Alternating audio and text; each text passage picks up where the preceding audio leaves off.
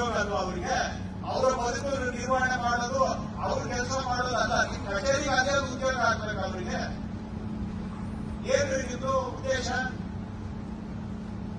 ರಾಜ್ಯದಲ್ಲಿ ಎಲ್ಲ ಕಡೆ ಮಾಡೋದೇನು, ನೀವು ಮಾಡದೆ ಕೂತಿರೋದೇನು? ಅದೇ ಸಮಸ್ಯೆ ಇದೆ. ಅವ್ರೇನ್ ಮಾಡಿದ್ದಾರೆ? ಈಗ ಹಾವೇರಿಯಲ್ಲಿ 3,000 ಮಾಡಿದ್ದಾರೆ. ಅವ್ರಿಗಿಂದ ಇರೋ ಸಮಸ್ಯೆ ಇವ್ರಿಗೆ ಆಗಿದೆ. ಅದೇ ಹೇಳಿ, ಯಾವ್ದು ಅವ್ರಿಗಿಂದ ಇರೋ ಸಮಸ್ಯೆ ನಿಮ್ಗೆ ಯಾವ್ದು? ಅವ್ರೇನ್ ಮಾಡಿದ್ರು? ಯಾವಾಗ ಮುಂಚೆ ಇಲ್ಲ, ಗದಗಲ್ಲಿ ಪೈಲಟ್ ಮಾಡಿದ್ರು. ಹಾವೇರಿಯಲ್ಲಿ ನಾವು ಯಾವ್ದು ಪೈಲಟ್ ಮಾಡಿಲ್ಲ.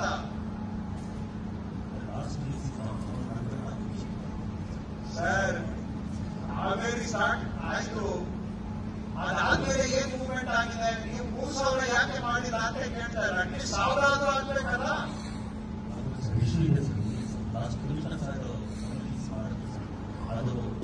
ಬೈದೂರಲ್ಲಿ 0, ಕಾಪುವಲ್ಲಿ 0, ಹೆಬ್ರಿಯಲ್ಲಿ 0 ಇದೆ.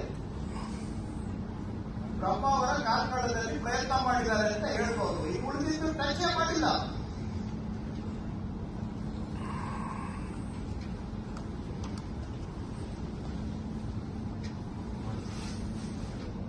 ಈಗ ನಾಳೆ ಅವ್ರಿಗೆ ರೈತರಿಗೆ PM ಕಿಸಾನ್ ಹಣ ಬಂದಾಗುತ್ತೆ. ಯಾರು ಉತ್ತರ ಕೊಡ್ತೀರಾ?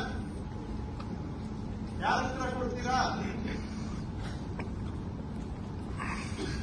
ನಿಮ್ಮ ಸ್ಯಾಲರಿನ ಕೊಡ್ತೀರಾ? ಹಾಗಾದ್ರೆ ಕೊಡ್ತೀರೇನ್ರಿ ತಹಸೀಲ್ದಾರರು? PM ಕಿಸಾನ್ ಹಣ ಬಂದಾದ್ರೆ ಯಾರು ಉತ್ತರ ಕೊಡೋರು? ಯಾರು ದುಡ್ಡು ಕೊಡೋರು? ಯಾರು ರೈತರಿಗೆ? ಕೇಂದ್ರ ಸರ್ಕಾರ ಸೂಚನೆ ಕೊಟ್ಟಿದೆ, ಮೃತರ ಹೆಸರಿನಲ್ಲಿರುವ ಜಮೀನಿಗೆ ಯಾವುದೂ ಕೂಡ ಸಬ್ಸಿಡಿ ಹಣ ಕೊಡಬಾರದು ಅಂತ.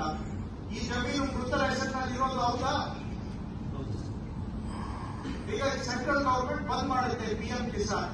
ನಾಳೆ ಅವರಿಗೆ ಅಗ್ರಿಕಲ್ಚರ್ ಅಲ್ಲಿ ಯಾವುದು ಸಬ್ಸಿಡಿ ಸಿಗೋದಿಲ್ಲ, ಸೆಂಟ್ರಲ್ ಲಿಂಕ್ ಇರೋದು. ಅವರಿಗೆ ಆಗೋ ನಷ್ಟಕ್ಕೆ ಯಾರು ಜವಾಬ್ದಾರಿ?